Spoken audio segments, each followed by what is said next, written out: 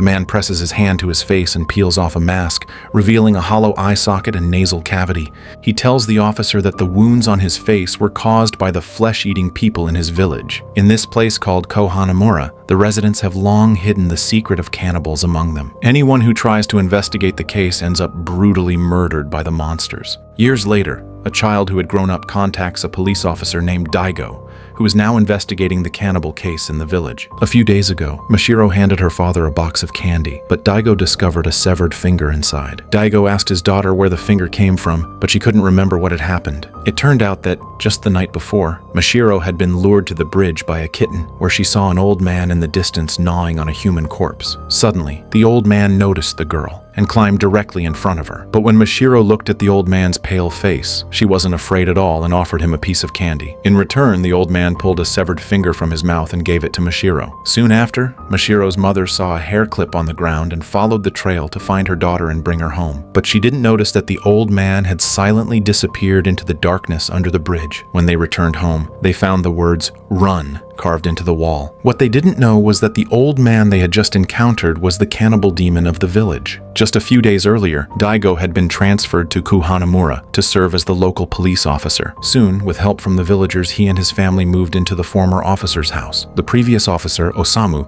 had mysteriously disappeared while investigating the village's cases, but Daigo believed that Osamu had run away after gambling away his family fortune. The next day, a group of friendly villagers took Daigo on a tour of the local factory, but suddenly, a man rushed in to report a case. He claimed to have found a body. Daigo and the villagers hurried to the scene to examine the corpse. The deceased was Gin Gooto, the grandmother from the well-known Gooto family in the village. One villager claimed that Gin must have been attacked by a black bear, but as a trained officer, Daigo quickly noticed human bite marks on the body. However, the more Daigo tried to investigate, the more the villagers denied his suspicions. They even raised their hunting rifles and threatened Daigo to drop the case. あんたに後藤の人間のことをバカにされるのが我慢ならわしがバカにされた感じたらあんたにその気がのうても頭ぶち抜いちゃう分かったすまんね許してくれ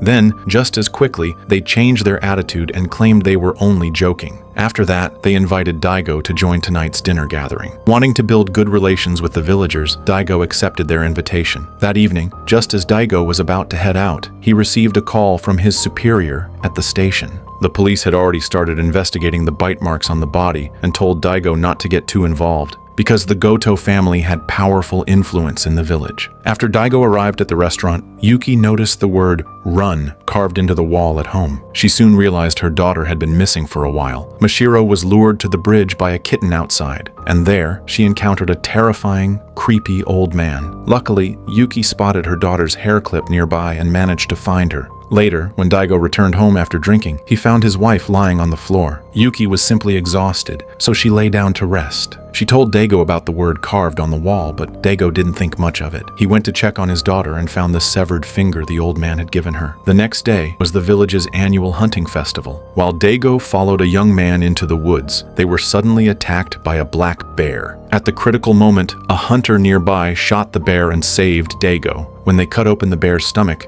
they found Gin's eyeglass lens. Everyone now believed the bear was responsible for Gin's death. Then, the villagers butchered the bear's body and began eating it on the spot. According to their custom, eating the bear would help send off Gin's spirit. Daigo had no choice but to join them and swallow a piece of raw meat. Later that night, Daigo received a call from Nakamura. After testing the severed finger found in the candy box, it turned out it didn't belong to the Gooto family. There were still darker secrets hidden in the village. Osamu had discovered the villagers' cannibalism and tried to expose them, demanding they confess, but they all claimed he was mentally unstable and refused to cooperate.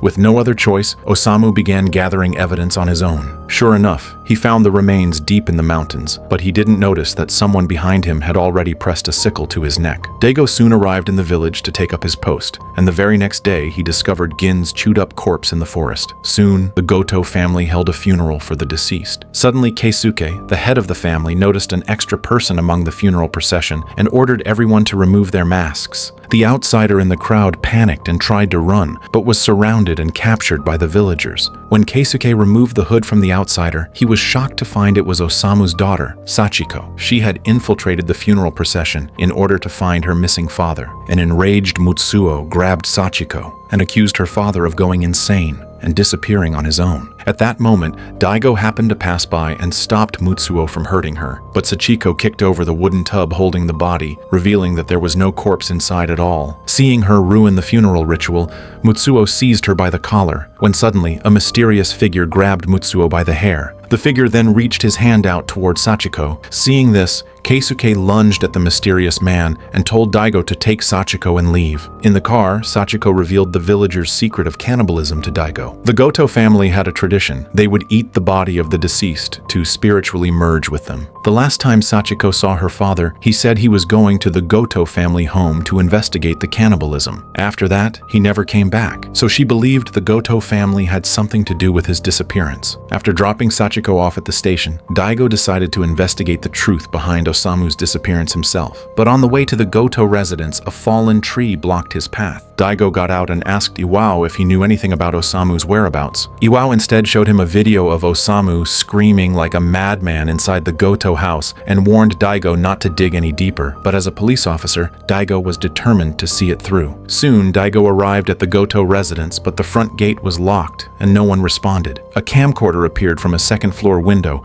recording Daigo's every move. No matter how much Daigo shouted, no one came out of the house. Suddenly, the Goto family's funeral enforcers rushed back after hearing Daigo had come to investigate. Mutsuo grabbed a hunting rifle and threatened Daigo to leave. Fortunately, Daigo was quick.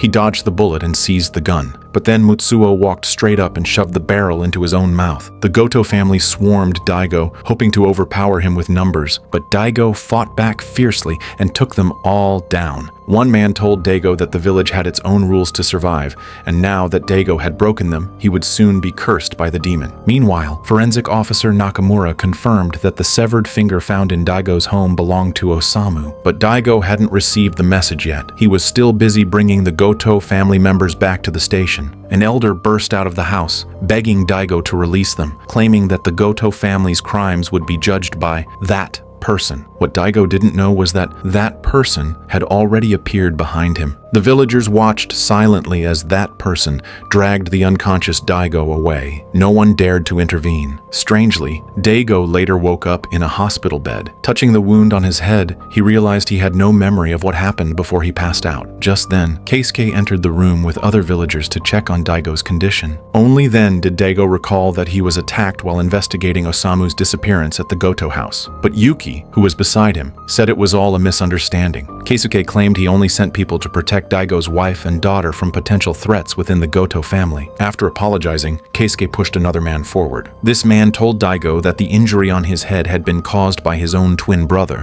who had already turned himself in and been taken to the police station. But Daigo remembered it differently. He recalled being attacked by an old man who looked like a demon and was wielding a sickle. Keisuke insisted that no such person had ever appeared in the village. Frustrated, Daigo yelled at Keisuke and ordered everyone to leave the hospital room. まだ自首してねえ奴らがおるんじゃ。逃走しやがった。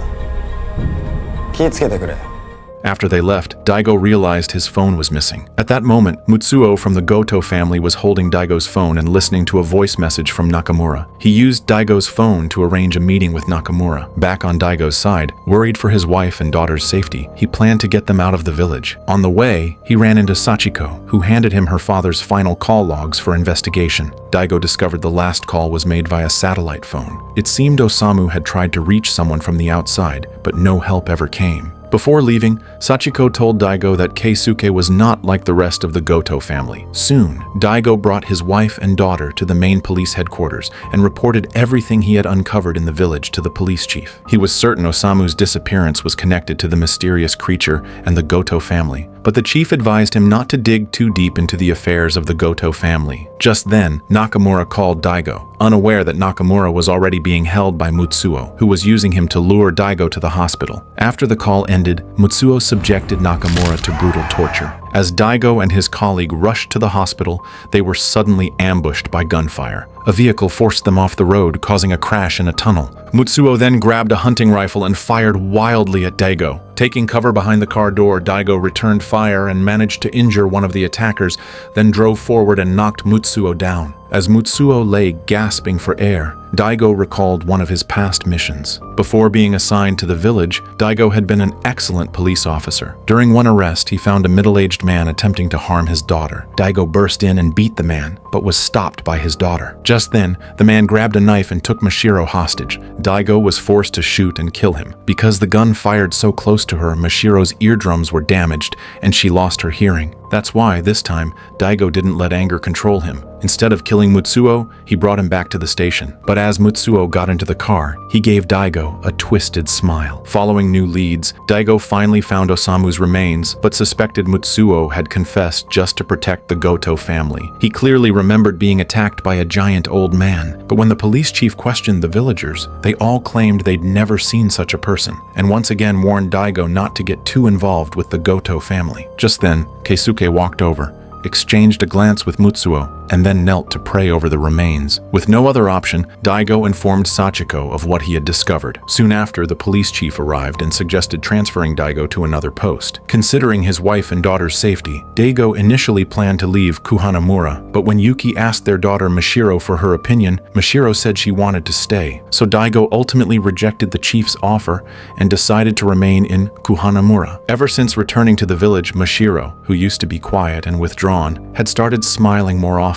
Even so, Daigo still felt there was a deeper secret behind Osamu's case. He pulled up the phone records from before Osamu disappeared and tried calling the last satellite number, but no one ever answered. The next day, during a village feast, Sabu mentioned that Kouhanamura was facing a serious aging population issue. But Daigo pointed out that the Goto family all looked quite young. This comment made village head Sabu freeze for a moment. He then asked everyone to quiet down and revealed a secret about the village. It turned out that within the village, the Goto family and the other villagers belonged to two separate clans. Daigo asked Sabu if he knew about any conflict between Osamu and the Goto family. Upon hearing this, the expressions of the other villagers changed instantly. Sabu told Daigo that for the village to survive, the residents had to rely on the Goto family's timber resources. Compared to the common villagers, the Goto family were like their employers. To maintain peace and stability, they dared not oppose them. They had long known about Osamu's death, but couldn't reveal the secret. Not wanting to ruin the feast, Daigo continued drinking with everyone. The next day, while Daigo and his wife were chatting in their room, they discovered someone was spying on them. Daigo ran outside and saw that the wall of their house had been sprayed with the word murderer. Daigo recognized the person as Ryuji from the Goto family, so he quickly drove to the factory and found Ryuji with a swollen, bruised face. 久しぶりじゃな。ちょうどこの後駐在所に行こう思っとった。アホが自慢げに話しやがっての。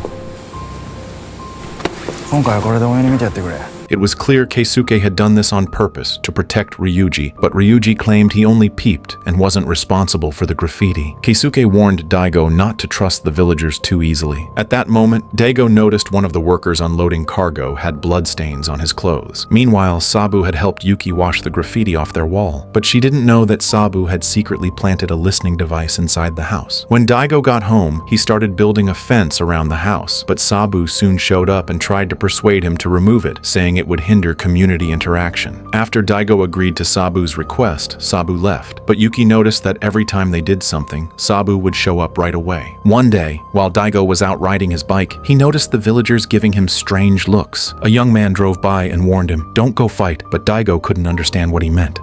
サブさんがアドバイスしとったら掴みかかって言ったんでしょ。めんどくせえじじいじゃ言うて。掴みかかってないし、じじいとも言ってないですよ。サブさん大げさじゃからな。でもめんどくせえとは言うたんじゃろ。年長者の言うことは素直に聞かんと。駐在さんは新入りじゃろ。たった一言で村の人間から見放されることも。次会うたら謝ったがいいっすよ。 After returning home, Yuki heard from other villagers that Daigo had fought with Sabu. Daigo explained that he hadn't had any conflict with Sabu, but Yuki didn't want them to become the subject of village gossip and decided to apologize to Sabu herself. Just then, Sabu mysteriously appeared at their doorstep. Yuki whispered, "Daigo," hinting he should be more polite. With no choice, Daigo bowed and apologized to Sabu. Sabu then invited them to attend the annual festival the next day. The following day, Daigo brought his wife and daughter to the event, only to find that all the villagers already knew knew they had apologized to Sabu. Suddenly, Daigo received a call from the satellite number that had previously never answered. The person on the line asked who he was and how he got the number. Daigo explained that he was a police officer, and only then did the man admit that he had indeed spoken to Osamu before his disappearance. But for the full details, he wanted to meet Daigo in person. After receiving an address from the man, Daigo arrived at an abandoned building. Inside, through a glass partition, he saw the man who had contacted him. The man said that Osamu had trusted him, and that trust had led to his death. He claimed to be the only witness to the village's dark secret. Daigo didn't yet understand what he meant. The man slowly approached.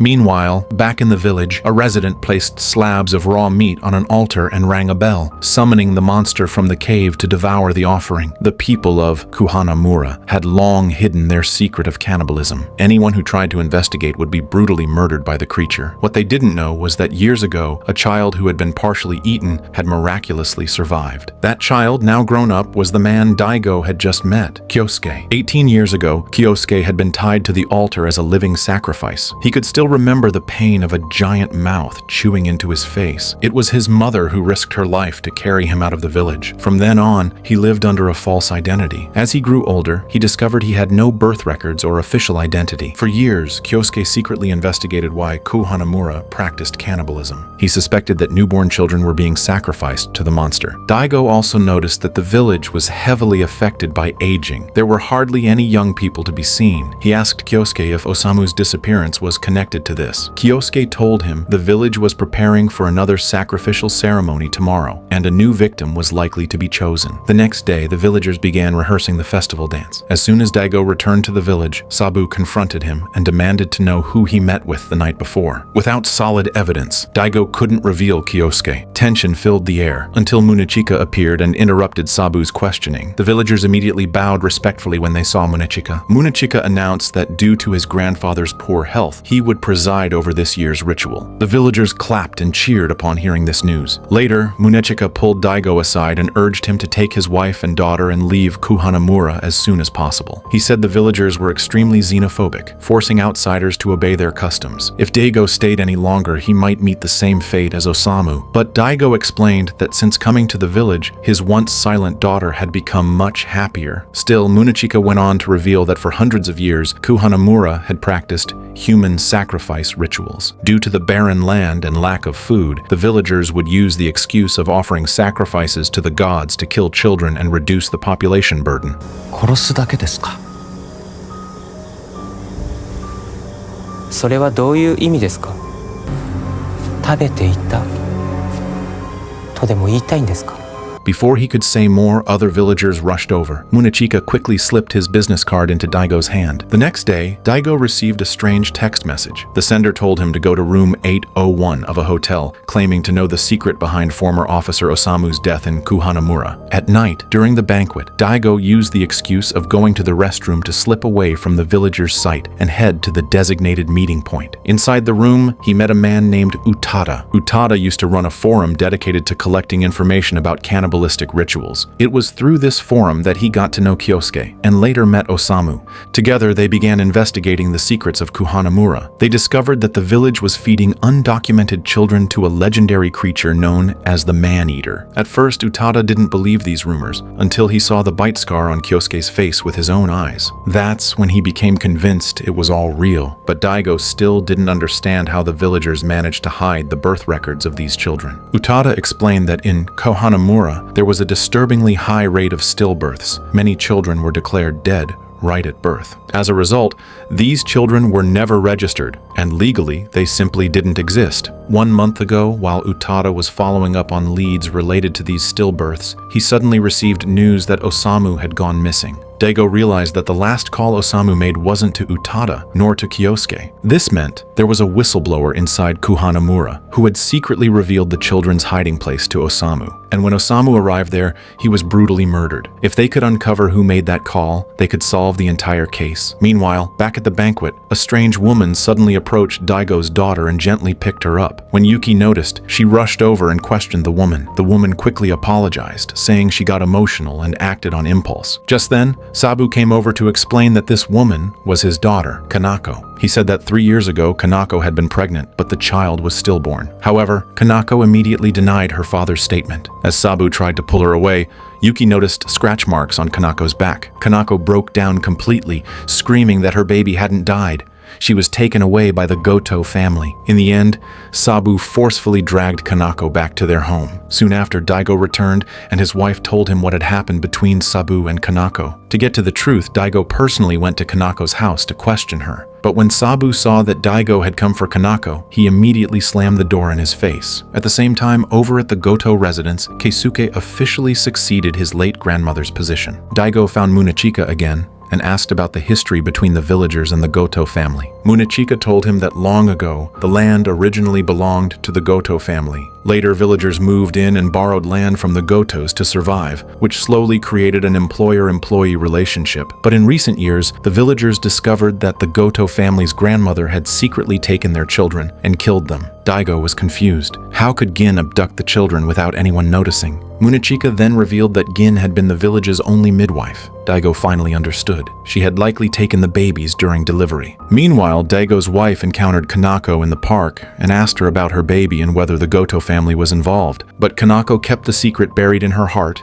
and quickly left the scene without saying anything. But later that night, after her father got drunk, Kanako quietly came to Daigo's house. She finally opened up about the truth she had hidden for years. She had given birth to a daughter, but the Gooto family's grandmother told her the baby wasn't breathing, but she clearly saw the baby's hand move slightly. Even so, the grandmother mercilessly took the child away. Kanako later learned the Gooto grandmother had done this to offer the baby as a living sacrifice, to feed the man-eating creature that lived in the village. It turned out that in this village, every year during the ritual ceremony, a living child would be used as a sacrifice. The villagers had been hiding the existence of this man-eating monster from the outside world. Ever since her daughter was taken, Kanako had never accepted that she was truly dead. But Sabu's father constantly brainwashed her, trying to make her believe the child was gone. Kanako quietly revealed all of this to Daigo, who was investigating the village's cannibalistic crimes. Just then, Daigo received a phone call from his wife. She sounded anxious. Sabu had brought villagers to their home and was demanding to know where Kanako had gone. Daigo rushed back with Kanako,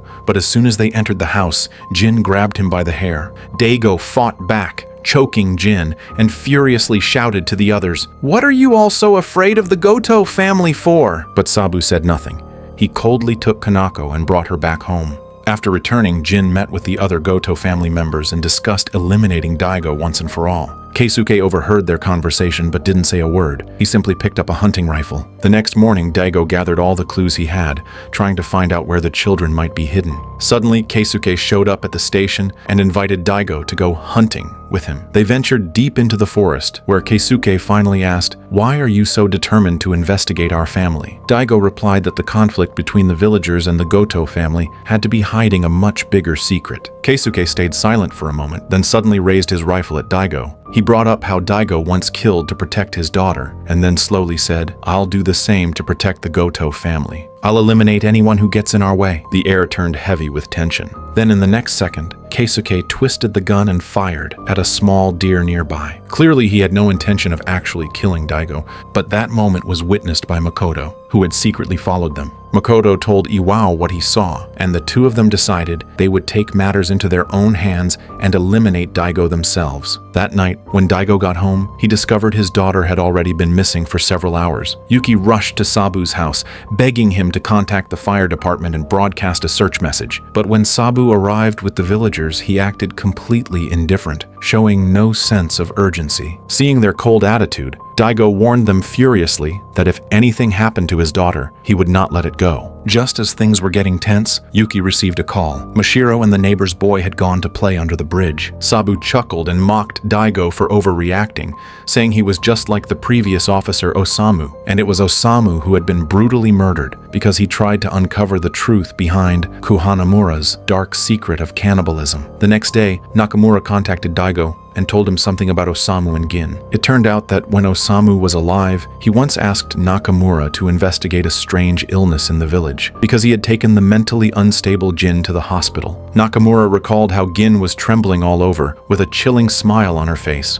After running some tests, he diagnosed Jin with a disease called madness syndrome, a condition transmitted through eating human remains. The villagers had been hiding this secret, unwilling to let outsiders know the disease even existed. Nakamura dug through old medical records from the village and discovered that there had been previous cases of madness syndrome in Kouhanamura. One such case involved a 6-year-old boy with no legal identity and no birth records. Daigo asked how old that boy would be now, if he were still alive. Nakamura replied that the medical file dated back to 1951, just after the war, meaning the boy would be over 75 years old today. Hearing this, Daigo finally realized the man-eating creature in the village might actually be that boy, all grown up. But Nakamura believed the illness was fatal. No one could survive it for that long unless the creature had mutated. That night, the villagers lit a bonfire and began rehearsing the ritual ceremony. With less than 3 days left before the official event, Munechika told Daigo that in the past, the village used to offer live human sacrifices. Though they no longer practiced it, they still burned straw figures as a symbolic continuation of the ritual. At that moment, Daigo noticed a pregnant woman standing in the corner, and he became more determined than ever to solve the case. Meanwhile, Keisuke brought his younger brother Yosuke to a secret underground tunnel beneath the village. Only certain members of the Gooto family knew this place existed. Keisuke warned Yosuke to never reveal it to anyone, then tossed him a hood. Together, they walked into the dungeon and saw several children locked up inside. Keisuke pointed at a few of them and told Yosuke, "This one is for 2 years from now, that one's for next year. And this boy here, he'll be sacrificed during the ritual in 3 days." As he spoke, Keisuke scooped food onto plates, and the children pounced on it like wild animals, devouring it frantically. At the same time, Daigo made up his mind to take his wife and daughter and leave Kouhanamura. Before leaving, he found a tracker secretly attached beneath his car. They had barely set off when a vehicle began tailing them from behind. Daigo hit the gas, overtook another car from the inside lane, and managed to lose the pursuers. The trailing car lost control under the glare of oncoming headlights and crashed into the guardrail. Daigo then found his friend, Officer Yamabushi, and entrusted his wife and daughter to his care, then turned around and went back to the village to continue investigating the cannibalism. Despite his wife's pleas, Daigo was determined to uncover the truth. Meanwhile, Iwao approached Keisuke and said he didn't fully trust Yosuke because Yosuke used to be close to Osamu. Iwao didn't want another traitor in the Gooto family, but Keisuke believed his brother would stay loyal to their traditions. That afternoon, Daigo, who had just returned to the village, was secretly observing the Gooto family in the mountains, until Iwao spotted him from behind and pushed him down the slope. After falling, Daigo told him that someone in the Gooto family had leaked the secret that a child would be sacrificed during the ritual. Hearing this, Iwao exploded with rage and pinned Daigo to the ground, beating him mercilessly. Daigo fought back, grabbed a wooden stick and struck Iwao, but was ultimately knocked out. The next day, the Gooto family began preparing their ceremonial outfits for the family portrait. At that moment, Keisuke received a call from Sachiko. Sachiko told him that she was pregnant, and the child was his. Keisuke was still in shock when Iwao interrupted, informing him that the ceremony was about to begin. On the way to the festival, Keisuke remembered something his grandmother had once said to them. She said the people of this village were not human. She would never allow a traitor to exist within the Gooto family. But what they didn't expect was that Yosuke's beliefs were completely different. To him, the child in front of them was just an innocent human being. This child was now tied to a stone slab in the ritual site, prepared to be offered to the village's man-eating monster. As the man in black rang the bell in his hand,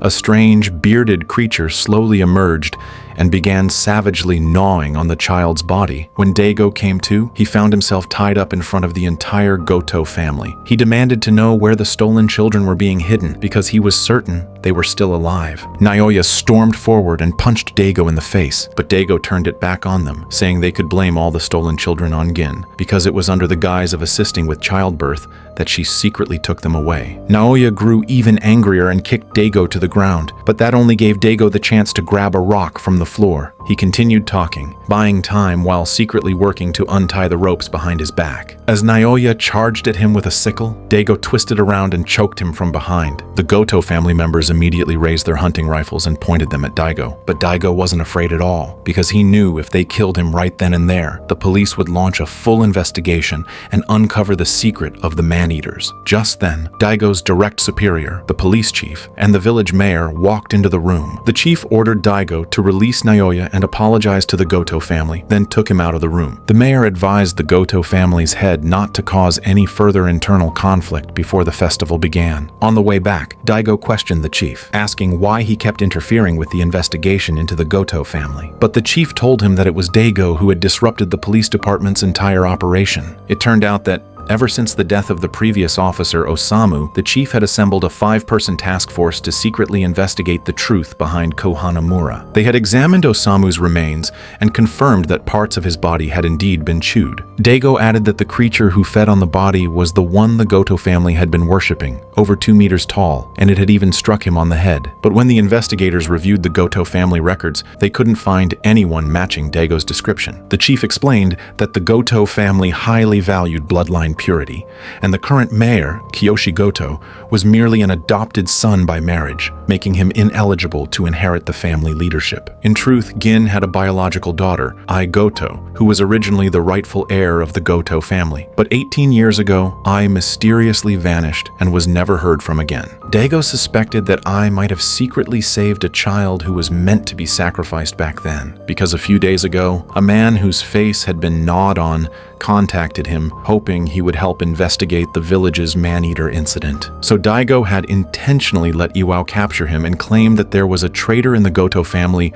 who leaked the location of the hidden children. Iwao, upon hearing there was an informant, would surely rush to the dungeon to inspect the children. The person he suspected most was Yosuke, the brother of the current Gooto family head, because Yosuke had been close friends with the former police officer Osamu. Despite Yosuke's desperate denial of betraying the family, he was still locked in the dungeon by Iwao. What Iwao didn't know was that Daigo had already arranged for a friend to secretly follow him, leading them straight to the hidden children's location. However, just as Daigo received the address and was about to set out, the chief stopped him, telling him to wait until tomorrow, because tomorrow was the Kouhanamura festival, when everyone would gather at the shrine and the dungeon would be left unguarded. A fellow investigator told Daigo that once they found the children and obtained proof, the special task force would immediately take action. The chief also assigned a female officer to head to Daigo's family and ensure his wife and daughter's safety. But after the female officer got into the car, the driver claimed that the paper with the address had gone missing. With no other choice, the officer took out her phone and read Daigo's home address aloud to the driver. Meanwhile, Daigo contacted Kyosuke,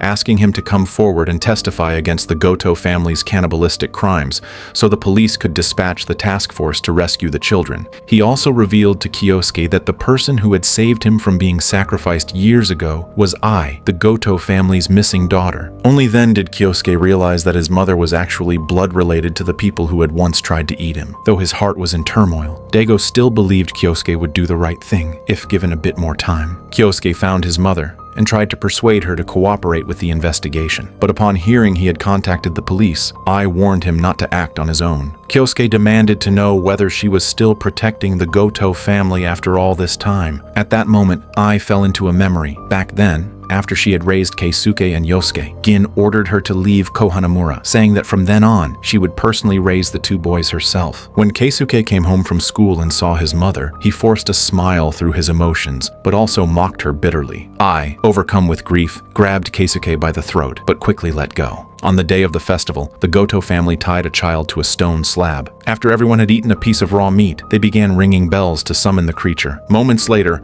a towering man emerged, crawled beside the child, and began gnawing on his face. Unable to bear the sight, Ai grabbed a torch and set the creature's body on fire. Gin immediately ordered the others to extinguish the flames on the monster's head. In the chaos, Ai untied the child and tried to escape, but just as they neared the exit, they were stopped by someone wielding a hunting rifle. Gin, who couldn't tolerate traitors in the family, raised her gun to kill Ai. But in that instant, Keisuke fired a shot from behind, halting everyone. He used his life to protect his mother's escape and promised his grandmother that he would never reveal the village's secret. Gin, for the sake of her grandson, finally let Ai go. Kyosuke was the only sacrificial child ever saved from the village by Ai. After learning the full truth, Kyosuke didn't want to cause trouble for his mother, so he refused to answer Daigo's calls. Meanwhile, Iwao continued to hunt for the family traitor, violently assaulting anyone he found suspicious. That night, the village priest Munechika met with Keisuke, hoping he would help end the cannibalistic tradition once and for all. But Keisuke had no intention of betraying the family. He turned around and tried to leave. Munechika demanded to know why he couldn't just release the children and put an end to all this. Keisuke only said he had no choice. Back on Daigo's side, seeing the chief still refusing to act,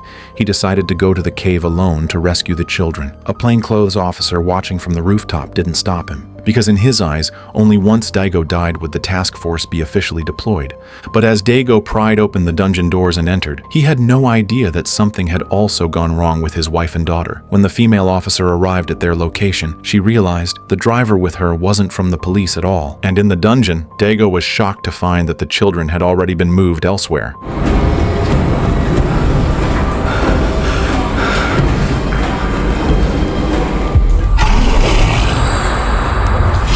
With that, the story of Gannibal Season 1 officially comes to an end. The second season is already in the works. Thank you all for your continued support. Your encouragement is my greatest motivation.